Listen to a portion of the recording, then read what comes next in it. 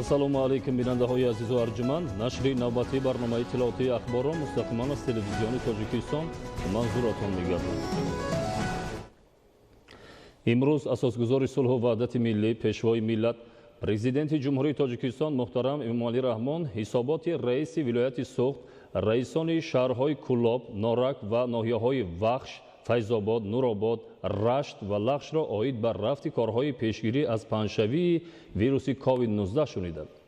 Сарвари давлат муҳтарам Эмомалӣ Раҳмон ба роҳбарони вилоят ва шаҳру ноҳияҳои зикршуда бобати мақсаднок ва суроғавӣ расонидани кӯмакҳои расида, таъмини табобатхонаҳо бо маводи лозимаи тиббӣ, доруворӣ ва хӯрока, баландбардоштани сатҳу сифати хизматрасонӣ ба беморон, таъмини шароити мусоиди хизматрасонӣ ба гирифторони ин беморӣ ва тақвият бахшидани тадбирҳои санитарию гигиенӣ миёни аҳолӣ ва марказҳои хизматрасонӣ дастуру супоришҳои мушаххас доданд.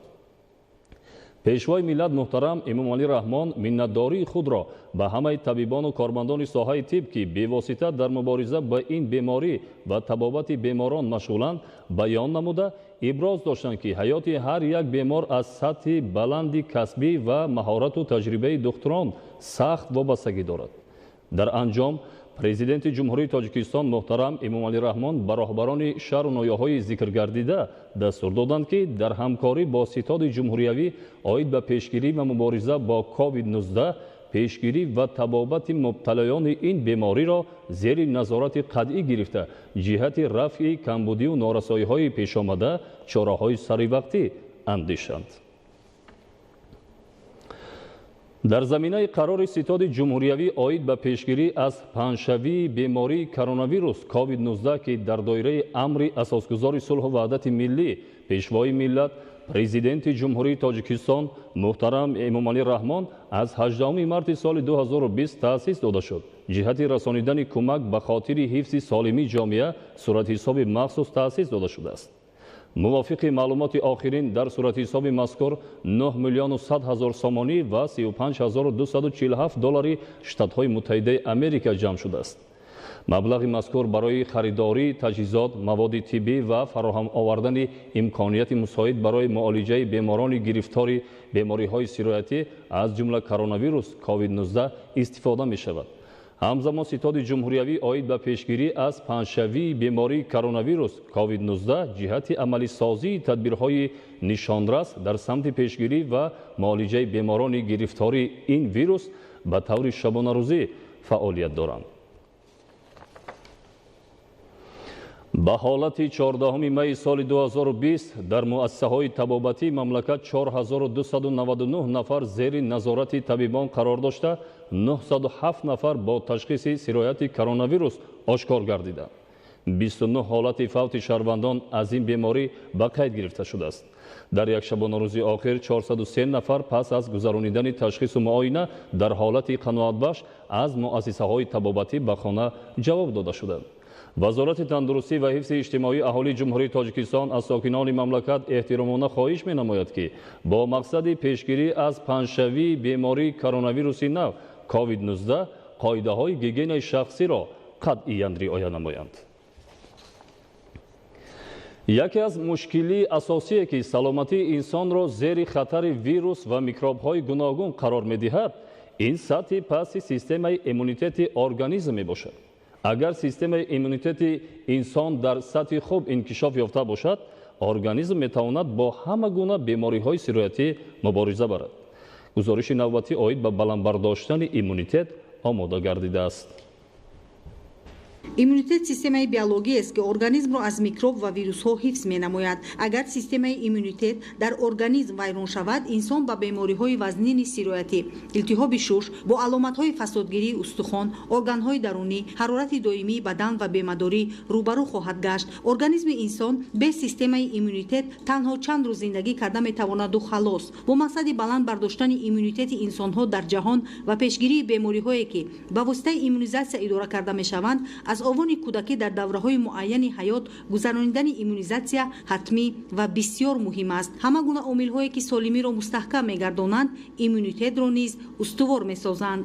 Машғул шудан ба варзиши пагӯйрӯзӣ, яъне дар муддати 15-20 дақиқа ҳар як шахс ҳангоми бедор шудан аз хоб инчунин тарзи дуруст хоб рафтан вақте ки шахсият дар вақти муайян хоб меравад, дар вақти муайян бедор мешавад, дар ин маврид албатта яъне ки системаи иммунии инсон, системаи асаби инсон дам мегирад. Дар ин маврид албатта системаи иммунии инсон метавонад ки қавӣ ва мустаҳкам гардад. Меваҷотҳо дар таркиби худ як қатор витаминҳо, як қатор микроэлементҳое ки барои бало бардаштани системаи иммунии инсон мусоидат мекунанд, яъне ба монанди себ, ангур, нок ва инчунин хурмо, инчунин гелос, зардолу, аз инҳо яъне ки бештар истеъмол кунанд. Истеъмол кардани лимо, чуноне ки дар таркибаш витамини С ва як қатор микроэлементҳое ки барои баланд бардаштани системаи иммунии инсон мусоидат мекунад, аз инҳо метавонанд истеъмол кунанд. Инчунин асалро метавонанд бо донаи сиёҳдона яъне ки омехта карда,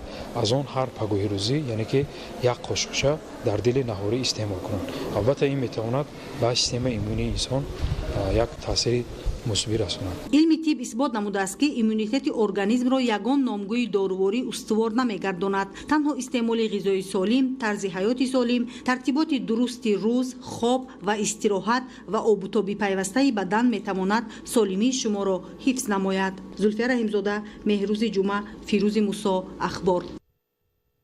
дар пайравӣ ба иқдомҳои башардӯстонаи пешвои миллат муҳтарам эмомалӣ раҳмон имрӯзҳо аз ҷониби ташкилоту идора ва шахсони саховатпеша ба табибон ва ниёзмандон дасти кӯмак дароз карда мешавад.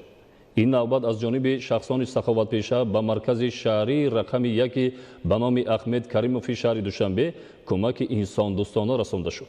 гузориши хабарнигорони мо. дар пайравӣ ба ташаббусҳои инсондӯстонаи асосгузори сулҳу ваҳдати миллӣ пешвои миллат президенти ҷумҳурии Тоҷикистон муҳтарам Эмомалӣ Раҳмон аз ҷониби соҳибкорони боору номуси мамлакат пайваста корҳои хайру савоб ва амалҳои накуб ба таври мунтазам анҷом дода мешавад.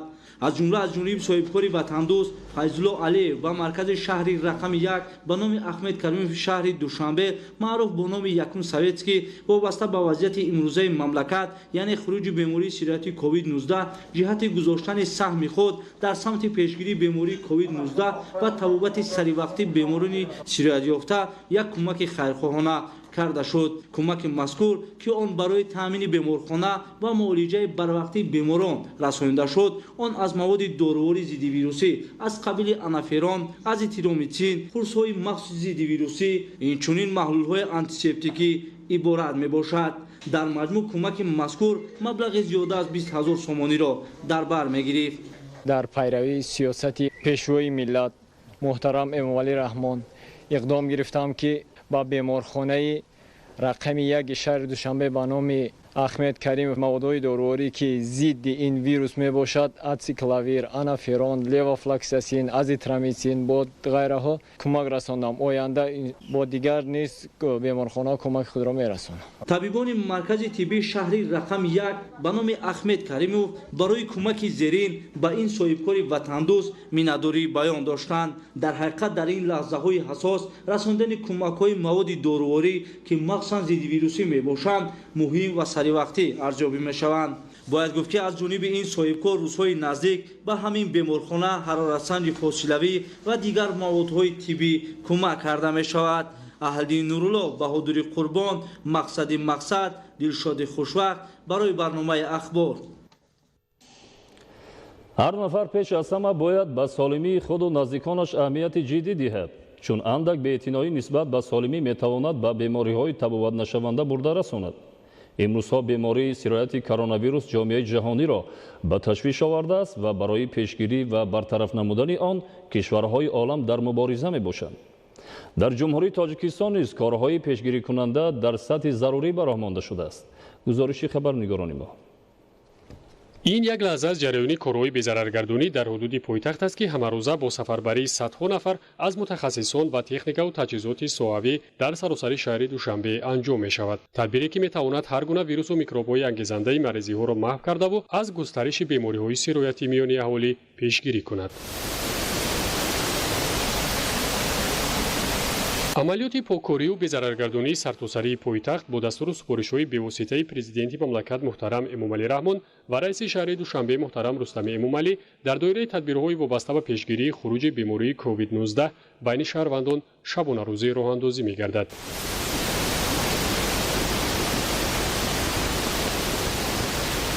дар идомаи амалиёти мазкур мутахассисони корхонаҳои соҳавии шаҳри душанбе ин навбат дар иншооти маъмурию манзилӣ, марказҳои хизматрасонӣ, дукону мағоза, истгоҳҳои нақлиётӣ ва амсоли ин дар хиёбони рӯдакӣ ва кӯчаву маҳаллаҳои Телман, Пушкин, Ҳамид Маҳмуд, Қурбон Раҳимов, Гурминҷ Завқибегов, Шириншоҳ Шотемур, Турдиев ва меҳнати ноҳияи Исмоилӣ Сомонӣ, инчунин аз хиёбони Саъдии Шерозӣ то кӯчаҳои Моёншоҳ Назаршоев, Аҳмади Дониш, маҳаллаи Зебунисо, Бадахшони 1 ва Бадахшон 2 ноҳияи Шоҳмансур чорабиниҳои санитарию дезинфексионӣ анҷом доданд.